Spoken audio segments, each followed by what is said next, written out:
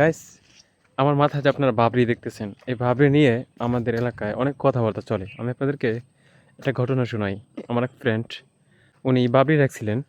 তো যথেষ্ট সুন্দর লাগতো ওনারে। তো এবার বাড়িতে আসার পর দেখতেছি ওনার বাবরি নাই।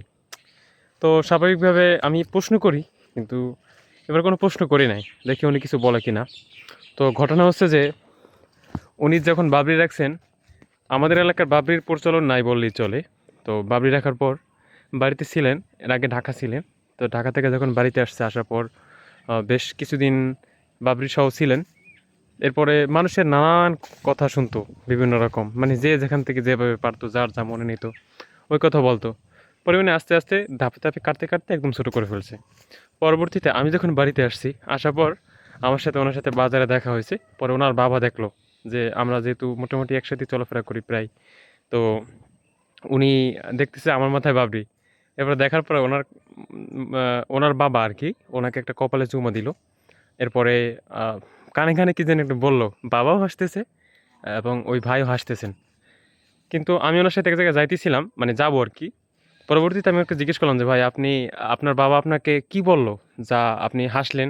আমি তো কিছুই বুঝলাম না। পরে বললো যে আমার বাবরি কোথায়, মানে ওনার বাবরি কোথায় এটা ওনার বাবা জিজ্ঞেস করছে, এজন্য হাসছে আর কি। পরে তখন উনি বললো যে ভাই, বাবরি তো রাখতে চেয়েছিলাম, খুবই পছন্দ হয়েছিল, কিন্তু আসলে মানুষের নানান কটূক্তি শুনতে শুনতে অভ্যস্ত, মানে খুব খারাপ লাগে নিজের কাছে। আর এই ব্যাপারটা এমন যে আসলে কেউ বুঝতে চায় না। তো আজকে আমার সাথে একটা ঘটনা ঘটে গেছে, সেটা হচ্ছে যে আমি আসতেছিলাম, মানে আমি এখনও এক জায়গায় যাচ্ছি। তো আসার পথে এক লোক, আহ, মানে ওনার দাড়ি নাই, ঠিক আছে, লম্বা চূড়ো খুব। উনি আমাকে জিজ্ঞেস করলো, হুজুর, আপনারা যে এই লম্বা লম্বা চুল রাখেন, এটা কোন নিয়মে রাখেন? ঠিক আছে। আমি ওনার এই প্রশ্নের উত্তরটা দিলাম। মানে একটা বিষয় ভালো ছিল যে ওনার মাথায় টুপি ছিল। পরে আমি এই প্রশ্নের উত্তর না দিয়ে ওনাকে জিজ্ঞেস করলাম, আচ্ছা আপনি যে মাথায় টুপি দিলেন, টুপি কেন দিলেন আপনি? কাজে এটা রাসূলের সুন্নতের জন্য। তখন আমি ওনার উত্তর দিলাম যে বাবরি রেখাটাও রাসূলের সুন্নতের জন্য রাখছি।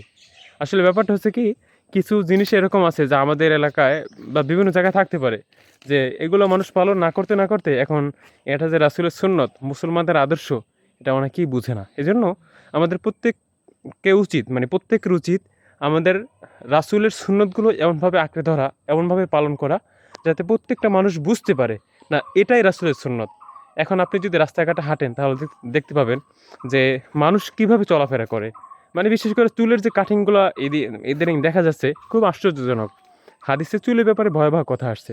এজন্য সবাইকে অনুরোধ করব যে আপনারা সুন্নত অনুযায়ী চলার চেষ্টা করবেন এবং মানুষকে বোঝানোর চেষ্টা করবেন।